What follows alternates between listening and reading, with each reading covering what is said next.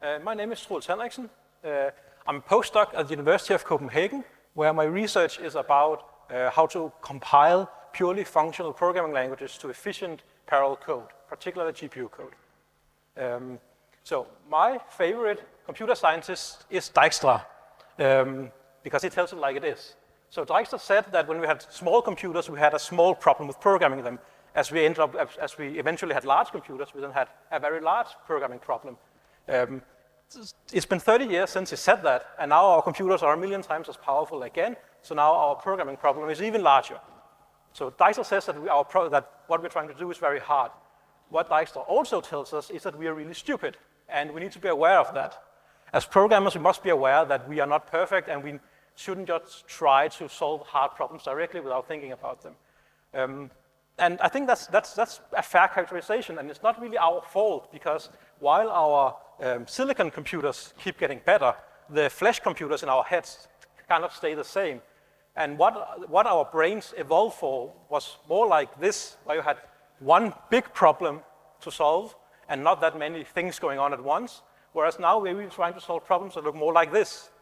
And our brains are just not cut out for reasoning about millions of things happening at the same time.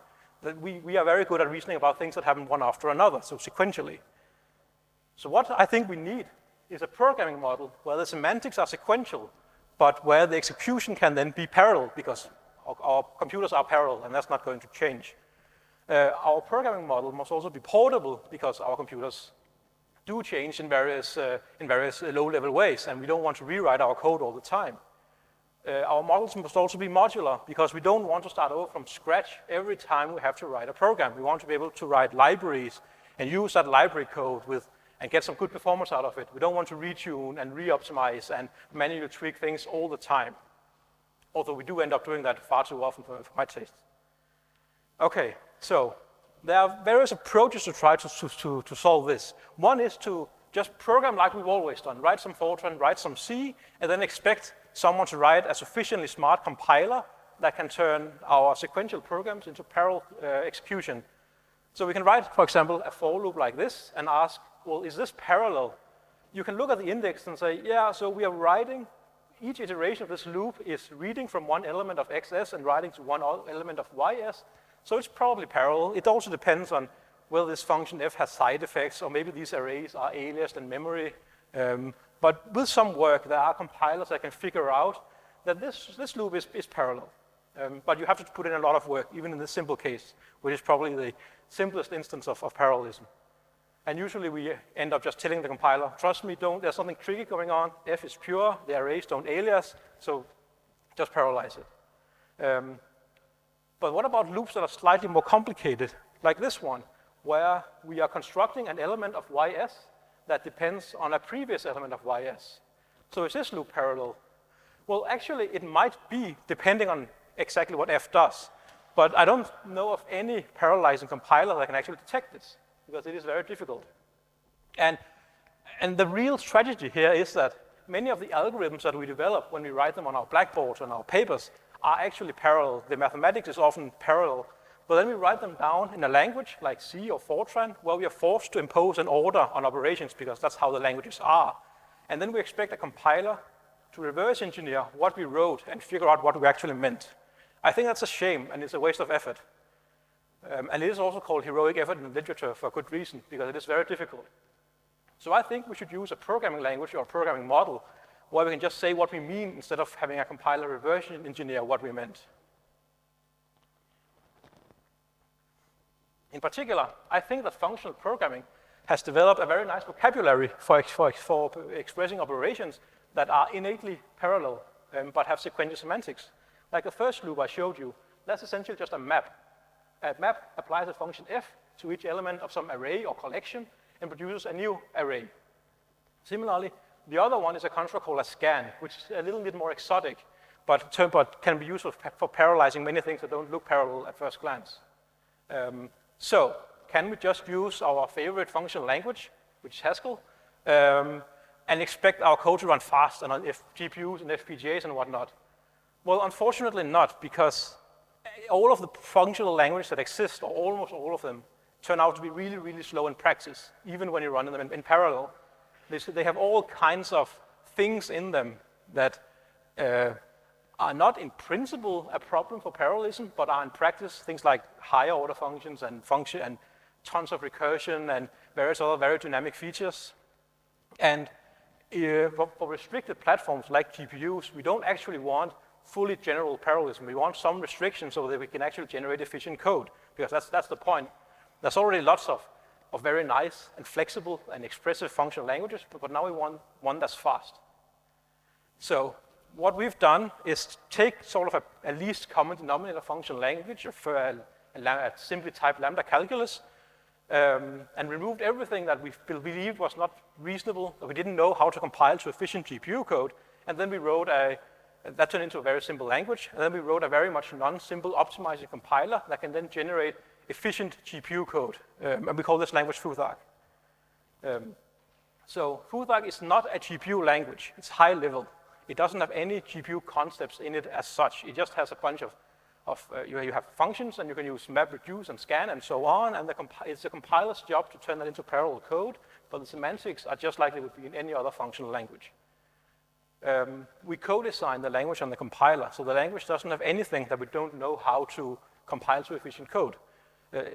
Originally, it was a very, very simple first-order monomorphic language. Eventually, we added polymorphism and higher-order functions as we discovered how to compile them efficiently. But there's still things missing that are otherwise common in functional programming, most notably recursion, that we don't support. So I'll talk about the language design and some of the compilation techniques that we employ to generate good GPU code. So this is what it looks like. The main data structure is the array, which is elements enclosed in square brackets, and there's various low-level primitive functions for constructing arrays, like iota for constructing a range of numbers, or replicate for repeating elements. There's a very significant restriction that if you have a multidimensional array, then all of the rows must have the same size. So this array, for example, is not legal in Futhark. It will give you a runtime error if you try to construct this. Parallelism is expressed through something we call second-order array combinators, or SOACs, which behave like ordinary high-order functions that you may know from other functional languages, like map, that applies a function to each element of an array and returns a new array, or a map2 that is kind of like a normal zip width, so that's a two-argument function that you move over two arrays simultaneously. But to the compiler, these are not just any other functions. They are specially recognized and treated by the compiler. And there's a reduce, which compacts an array to a single value via a specific operator. And there's scan, which is a bit more exotic, but it's essentially the reduction of prefixes of the array. So scan is, as I said, exotic, but it's useful sometimes. Now, there are some restrictions on these functions. Most notably, if you use reduce and scan, the operators must be associative, and they must have a neutral element. Associativity means that we can rearrange the parentheses in an expression without changing the final result. And that's what gives us the ability to parallelize a reduction or a scan. The neutral element just means that there must be some value that we can give to the operator without changing the result. That's also convenient in order to ensure better load balancing and chunking up an input and so on. For example, if, multiplication is associative, and the neutral element is 1. Unfortunately, checking such properties of arbitrary functions is undecidable. It reduces to the holding problem. So the compiler trusts you. Whatever you pass to reduce or scan, it trusts that these are associative. In practice, most of the functions we pass in are obviously associative, so it's not really a problem. So Futhark allows you to define functions, like here, where we can say there's a function called add2. And this function takes an element, an array of n elements, n integers, and also returns an array of n integers by mapping the function +2 over the array. So this n here is a special size parameter that you do not pass explicitly to the function, but it's inferred when you call it with the actual parameter here. Similarly, we can define a sum function that sums n integers to one integer using reduce. And what is a bit unusual in Futhark is that you can take one parallel operation, like this sum function we define up here, and map it over an array. So you have this outer map parallelism, and then inside the sum, there's another level of parallelism. So Futhark supports nested parallelism, which is notoriously hard to compile. And most of our research is about how to handle this. There's also some syntactic sugar for expressing sequential loops, which is not particularly important, but that's how we get around not having recursion. We have syntactic sugar for essentially tail recursive functions. And then the language has a bunch of other things I won't get into detail with, like it has branches and high-order functions, records, tuples, modules, whatever you would expect from a functional language. So I want to show an example of how you can use this in practice, because Futhark is an applied research project, and I believe that applied research is stillborn unless you can actually use it for something. So let's say we define a function, some nats. We define it with entry instead of let to indicate that this function should be available to the outside world. And it just takes an n and produces an array from 1 to n and then sums it up. So it's a very trivial function. Now, Futhark has various compiler backends. One of them generates Python code, and we can use that very easily, like this on a command line, and tell it to generate a Python library. This will then generate a file, sum.py, which we can import from Python, and it defines a class, which we instantiate, which takes care of all the GPU bookkeeping. And then we can call a method on the resulting object corresponding to the Futhark function up here, give it an ordinary Python integers argument, and then it will return a Python number as a result. Behind the scenes, this will offload the computation to the GPU, but that's not visible from the Python programmer's point of view. So it's very, very easy to use and quite transparent. And of course, if you wish, you can pass in all kinds of options for exactly which GPU to use and all that. So this, of course, this is nice if all you want to do is sum up integers, but often we want more interesting things. Like, what if we instead have a Futhark program that returns a 2D array where the elements represent pixel colors? Then we can use Python to render that to the actual screen. And in fact, that works so well that the slides that I'm showing here are actually being rendered by a Futhark program. So I can easily apply some fancy effects, like turning all of the pixels into particles in an in-body simulation that interact gravitationally with each other, and run on my laptop GPU right now. Or I can drop them down as a gravity simulation. So this was just the intent here is to show that Futhark is not just an unusable academic toy. It's designed to be very, very easy to apply in practice. But let me talk a bit about some of the actual research we do, which is on compilation techniques. So Futhark permits this nested regular data parallelism, but GPUs don't really support that in the most general sense. They prefer flat parallel kernels. So what we do is that our compiler takes the program and then applies all kinds of optimizations and fusion and all that, and then it cuts it apart into kernels based on what it thinks is appropriate, and in order to match the restrictions of our target platform. For example, if we have an expression like this with an outer map that contains some more parallelism, a reduce, and a map, then the compiler will cut that apart into two separate maps, where the first map just contains the reduce, so it will return an array of all of the intermediate results, all of the intermediate y's, and then a second kernel that contains the map. So what this does is that all of the parallelism is now exploited. This becomes a segmented reduction, and this becomes a two-dimensional GPU kernel, conceptually. Whereas in the original program up here, we cannot really exploit the parallelism in here, so we only have to launch one thread for each element of XS and run this reduce and this map sequentially. Of course, this is a heuristic, and maybe it is better to just launch one thread per iteration of the outer map instead of fully exploiting parallelism. After all, this touches a lot more memory. And this is a really thorny research problem. How do we best map application parallelism to hardware parallelism? And as another example, let's look at matrix multiplication. This is how we would write it in imperative language.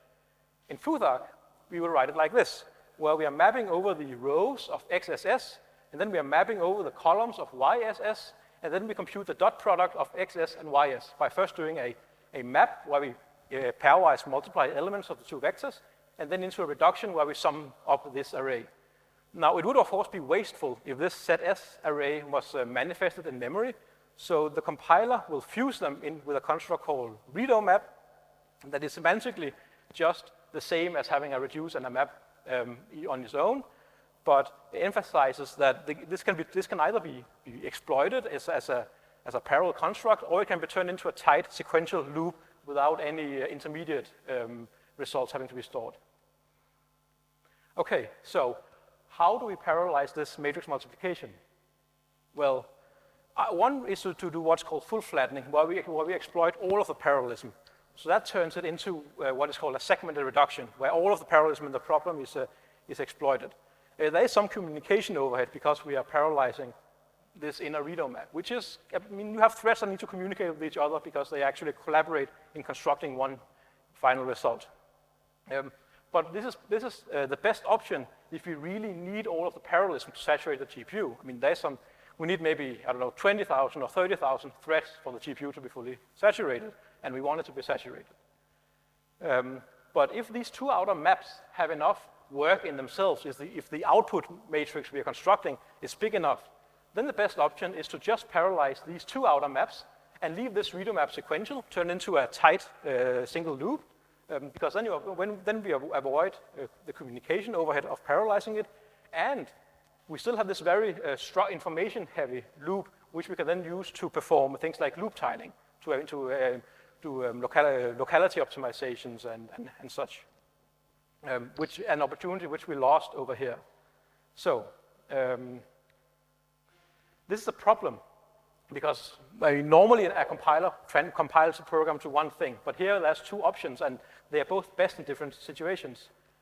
So our technique, which we call incremental flattening, is based on every time we encounter a map that contains some more parallelism, we generate two versions of the code in the final program, and at runtime we pick the one that exploits the least amount of parallelism but still saturates the GPU.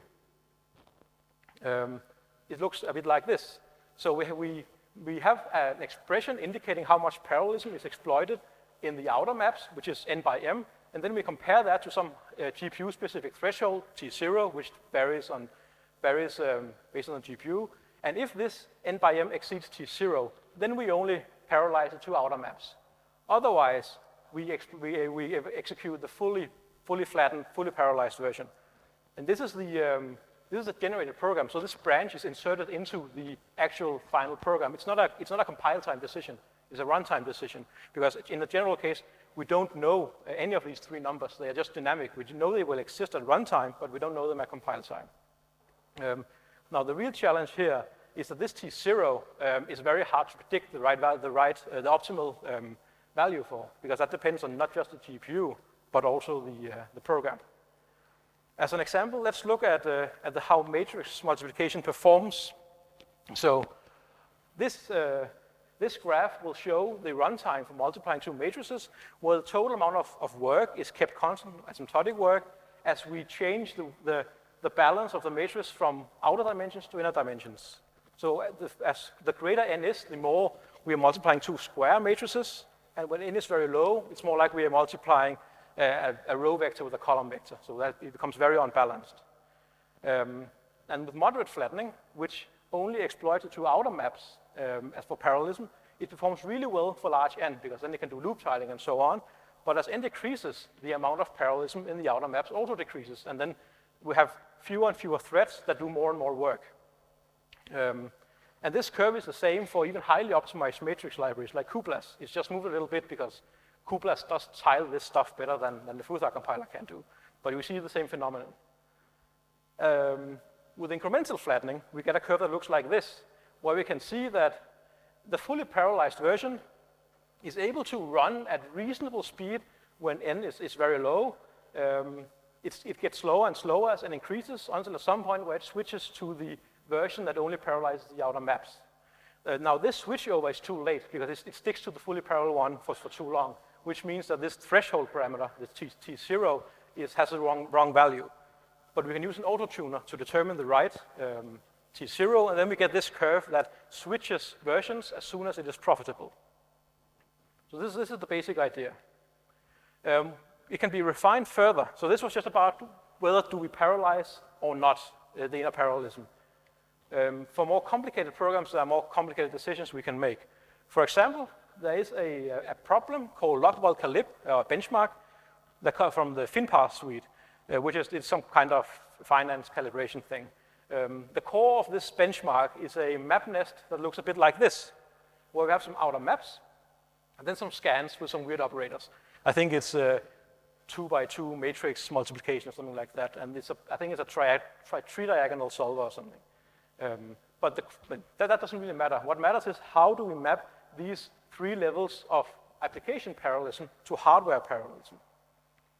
Well, one is to just launch one thread for each of these the iterations and the outer maps, and then have each thread run these 3 scans sequentially. That's very low overhead. So we should probably do that if these 2 outer maps have enough parallelism in them, if there's enough iterations. Alternatively, we can use loop distribution to cut this map apart into 3 GPU kernels, each of which correspond to a segmented scan, which we know how to run on a GPU. That's a known GPU primitive. And that's good if we really need all the parallelism. But there's also another version where we assign each of the iterations of the outer maps not to a thread, but to a workgroup or a thread block in CUDA terms. And then each of these workgroups, each of the threads in the workgroup, then collaborate on first executing this scan, and then this, and then the last one. Where the intermediate results here, these intermediate arrays, are then kept in local memory or shared memory in CUDA terms. This avoids having to touch global memory at all for these intermediate results, which is very nice. But this, of course, only works if the inner parallelism here fits within one GPU workgroup, which has a hardware-based limitation of 1024 on NVIDIA GPUs and I think 256 on most AMD GPUs. But we can handle that with versioning. We just insert a check saying, if we need all the parallelism and it fits, then we pick the version where we're parallelized like this. And then we get performance that looks a bit like this. So this graph, this pretty complicated graph shows for 2 different GPUs the performance of 5 different implementations of this program on 3 different data sets. So the 2 right-hand columns on each of these, each of the plots are handwritten implementations of LocVolCalib written in OpenCL and parallelized in 2 different ways. The rightmost one here exploits all of the parallelism using this intragroup trick that I mentioned, whereas the blue one here just exploits the outer maps and then sequentializes the scans. And as we can see on the NVIDIA K40, on some data sets, it's better not to exploit all of the parallelism, but only the outermost one, whereas for other data sets, it's best to exploit all of the parallelism. On the Vega 64, it's always better to exploit all of the parallelism, but that's because it means we don't have to hit global memory, and the Vega 64 is much more memory bandwidth starved than the K40. The orange bar here is Futhark after auto-tuning, and we can see that it's very close to, or even sometimes exceeds, handwritten OpenCL on some data sets on some GPUs. Okay, and moderate flattening, which is the one that only exploits the outer parallelism, is not doing particularly well on any data set. Okay, so the Futhark compiler does other optimizations as well. One of the most important ones is that it does aggressive fusion. Whereas if we're doing multiple traversals of the same array, we will combine the traversals into one, so we save on memory accesses. The simplest case is, of course, this very common map fusion. But the Futhark compiler has a very large repertoire of fusion rules for all kinds of different constructs like reduce and scan and so on. Another one is that it will rearrange the in-memory representation of arrays of pairs or arrays of any kind of tuple to instead be a tuple of arrays, or what is called struct of arrays in other contexts. And this has advantages in efficiently accessing memory, but this is done automatically by the compiler, whereas in most other languages you have to do this by hand, which can easily make your code quite hard to read. Another fancy thing it does is to automatically rearrange your arrays in memory such that the accesses that you do become coalesced. So if the Futhark compiler detects that you are accessing an array, each thread accesses an element by row, then it'll lay it out in column major so you can coalesce accesses. And that's done by an automatic analysis. You don't have to do that yourself. And we will do block tiling when multiple threads access overlapping data. Right now only block tiling in local memory, but we're also working on doing register tiling, which should hopefully close the gap to cuPLAS and so on. And then it does your standard battery of compiler optimizations that you would expect, CSE and constant folding and all that stuff. So the real question is, how fast is it? I mean, and the problem is that it's very hard to quantify whether a programming language is fast, or even whether a compiler is fast, because there's no objective measure. So what we've done is taking a bunch of programs that we find in the literature, and that the literature says are fast, handwritten GPU programs, and then we port them or their algorithm to Futhark, and then we compare and see how fast the Futhark-generated code runs compared to the original handwritten code, which is all handwritten CUDA OpenCL. So this graph shows speed up of Futhark-generated code, both auto-tuned and not auto-tuned, compared to handwritten code. Handwritten code are the rightmost columns. And we can see that in most cases, Futhark is actually as fast or faster than the handwritten code, the main exception being NW. And this is not really what you would expect, because while I do think the Futhark compiler does a good job for an optimizing compiler, there is not really any way that an optimizing compiler should beat an expert human tuning code by hand. But it turns, and it doesn't when it's really well tuned, like NW, for example, the handwritten code is twice as fast as the Futhark implementation. But most GPU code you find is not perfectly tuned by an expert who has infinite time. A lot of GPU code is written under constraints by someone who missed something or didn't want to do all the optimizations because they're really, really tedious. For example, coalescing optimization can be very annoying to do by hand. So once you've done the first 90%, you probably are not going to do the last 10% unless you really need that amount of performance and you have enough time. Whereas the Futhark compiler doesn't get bored, so it'll do all of it. And similarly, things like SRAD, here Futhark wins because its reduction is slightly better than the handwritten one. Not because the handwritten one is bad, but because it's missing the last few things about unrolling and inner loop and so on. That is really tedious to do by hand if you've already written a lot of reductions that day.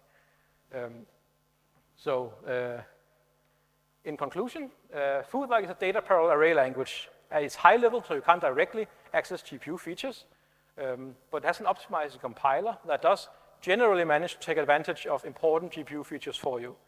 It will not outperform hand-tuned primitives. I mean, a matrix multiplication you write in Futhark will not be faster than the one in cuPLAS, no way.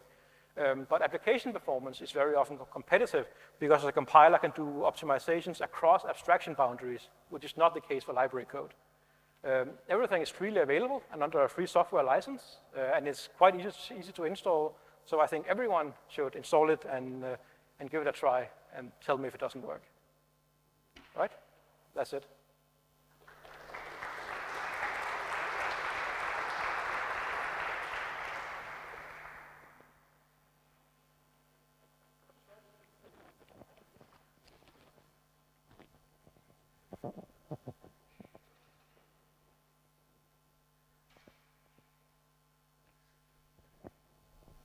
Thank you for the talk. That slide is exceptionally cool. I'm glad you went back. My question is that both the drivers and the compilers inside the drivers and the runtimes are optimized for the imperative languages like C, C++, or whatever. What is your guess if let's say Futhark exploded in popularity, would it change the compilers inside the drivers or the hardware itself? Would it make a significant change if these primitives were the bread and butter and not the for loops that we're used to? So you mean by compilers, you mean things like the CUDA kernel compiler and the OpenCL kernel compilers? No, I don't think so, because Futhark goes to quite to lengths to generate code that is idiomatic for these compilers. So it looks like handwritten, or it doesn't look like handwritten code, but it behaves like handwritten code. It's imperative, it has side effects in the generated code. I think the main thing that would cause changes in the kernel compilers is not functional programming by itself, but high-level programming in its entirety. because there's a lot of information that the Futhark compiler has, like aliasing information. It knows that these two arrays will never overlap, for example, that we cannot really convey as accurately as we would like to. We can add restrict to everything, of course, but we do know that some things may actually overlap. And we may know that some integers are never more than some number and so on. So there's a lot of information that we throw away when we generate the final C code, which we would like to maintain in some way. Okay.